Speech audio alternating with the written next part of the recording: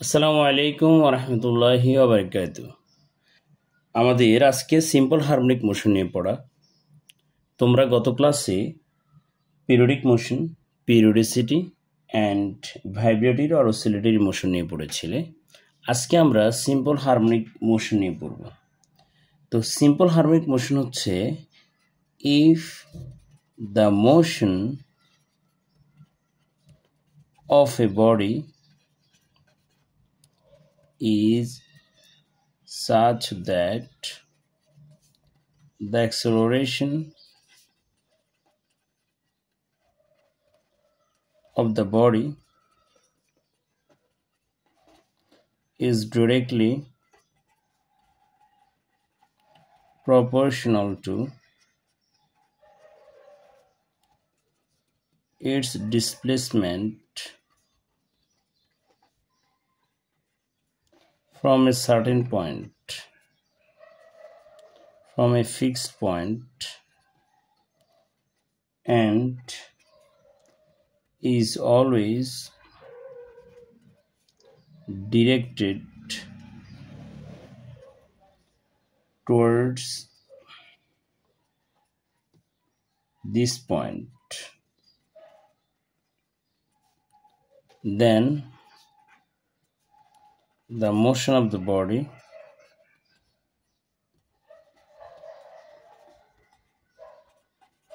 is called simple harmonic motion.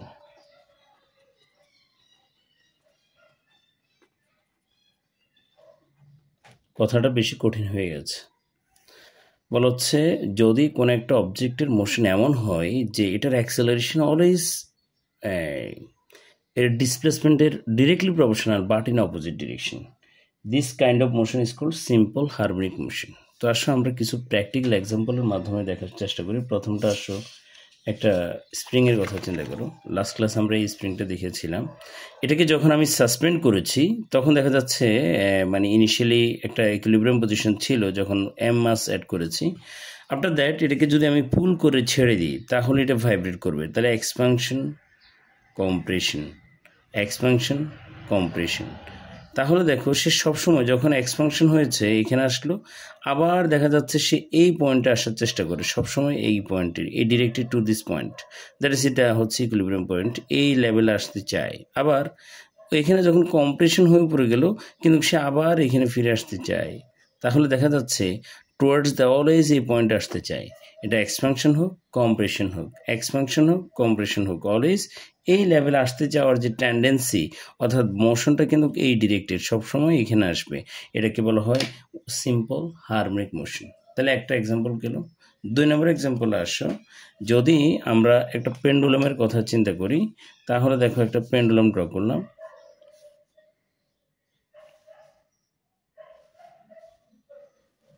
এ হচ্ছে পেন্ডুলামের equilibrium, এটা হচ্ছে দুটো এক্সট্রিম পজিশন।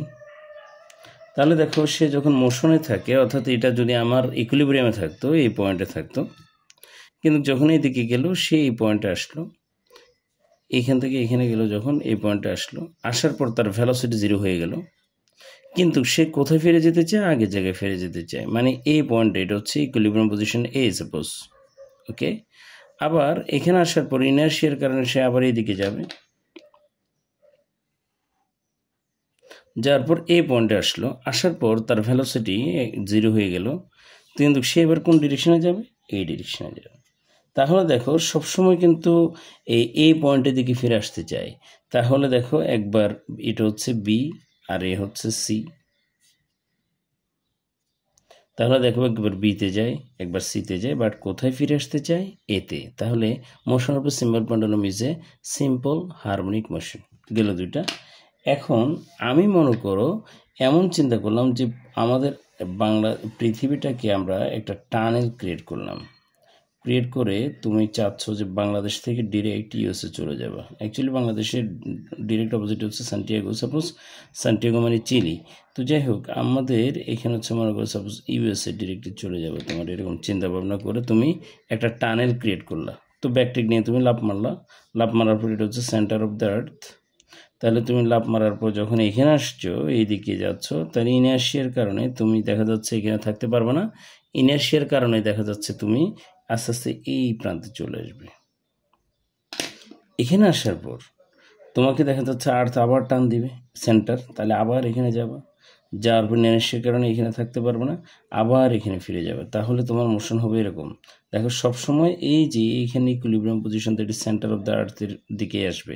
একবার দেখো বিডি আর একবার ইউএসএ, বিডি ইউএসএ, তুমি কোনো দেশে যেতে পারবে না। তাহলে ওটা হচ্ছে টানেল অফ আর্থ। তাহলে motion of a body through any tunnel or in a tunnel of earth, আর্থের যে কোনো টানেলে এরকম যদি করি তাহলে একই রকম হবে। তাহলে আমরা আরও কিছু এক্সাম্পল দেখলাম। আরেকটু হচ্ছে তোমার খেয়াল করে, তাহলে কয়টা এক্সাম্পল বলেছি? একটা হচ্ছে motion of a spring, stressed spring, motion of a stressed spring. Number two হচ্ছে motion of a simple pendulum, pendulum বলি, পেন্ডুলাম সিম্পল বললাম না, সুইং হতে পারে। হ্যাঁ, তারপর হচ্ছে motion of a body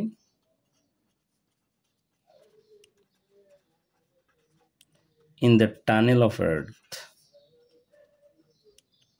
tunnel of earth, যেটা আমি এই ফিগারে দেখিয়েছি। তাহলে আশা করি তোমাদের সিম্পল হারমোনিক মোশন এখন তুমি বুঝতে পেরেছ।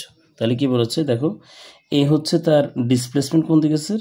ডিসপ্লেসমেন্ট হচ্ছে এইদিকে, ডিসপ্লেসমেন্ট হচ্ছে এইদিকে, কিন্তু অ্যাক্সিলারেশন তার অপোজিট ডিরেকশনে, মানে কি তাকে পুল করছে অপোজিট ডিরেকশনে। তাহলে ডিসপ্লেসমেন্ট যেদিকে, পুলিং ফোর্স তার অপোজিট ডিরেকশন। দেখো পুলিং ফোর্স হচ্ছে অ্যাক্সিলারেশন অপোজিট ডিরেকশন। আবার দেখো এখানে হচ্ছে ডিসপ্লেসমেন্ট হচ্ছে এদিকে,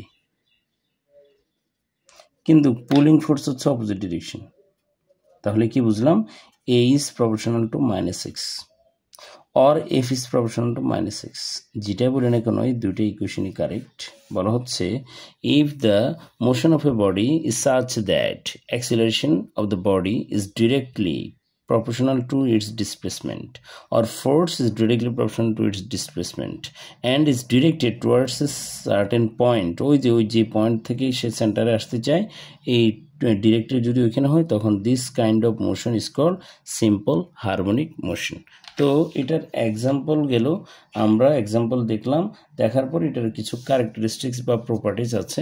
আমরা যদি প্রপার্টিজগুলো বলি, 1 নাম্বার ক্যারেক্টারিস্টিক্স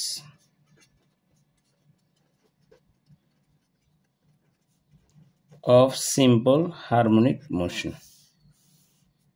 Number one হচ্ছে it is a periodic motion, কারণ একটা সার্টেন পিরিয়ড পর পর সে একই যে রকমের মোশন দিচ্ছে, এই কারণে পিরিয়ডিক মোশন। নাম্বার টু হচ্ছে it is an oscillatory motion,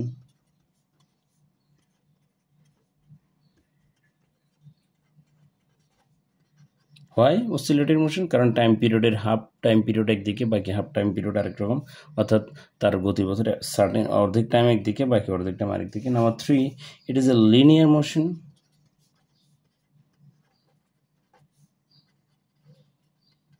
number four it is a circular motion,